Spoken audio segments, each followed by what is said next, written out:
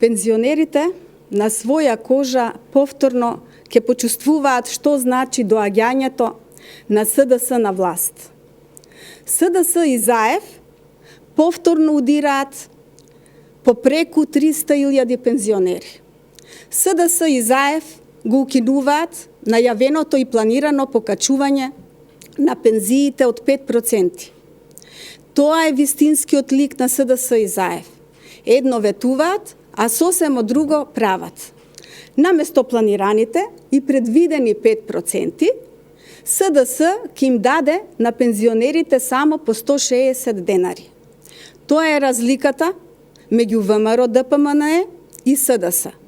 Кога ВМРО ДПМНЕ ја водеше владата, пензионерите добиваа покачување од 650 денари, а сега СДС им крати околу 500 денари.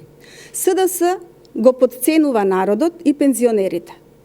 Срамни се манипулациите на Царовска, со кои таа сака да им каже дека треба да бидат срекни, затоа што ќе добиеле покачување од 2400 денари годишно. Пензионерите знаат дека годишно од ВМРО ДПМНЕ добиваа дополнителни 7200 денари.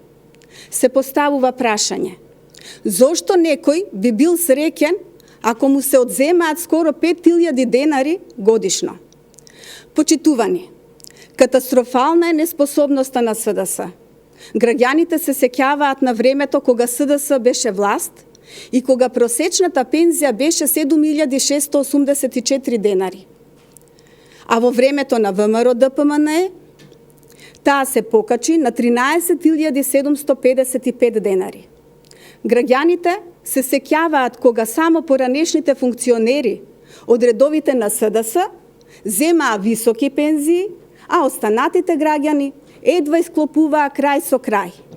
Сите се сеќаваме и на времето кога пензионерите се молеа навреме да стигне нивната пензија, за разлика од времето на ВМРО ДПМНЕ, кога секој први навремено добиваа покачена пензија.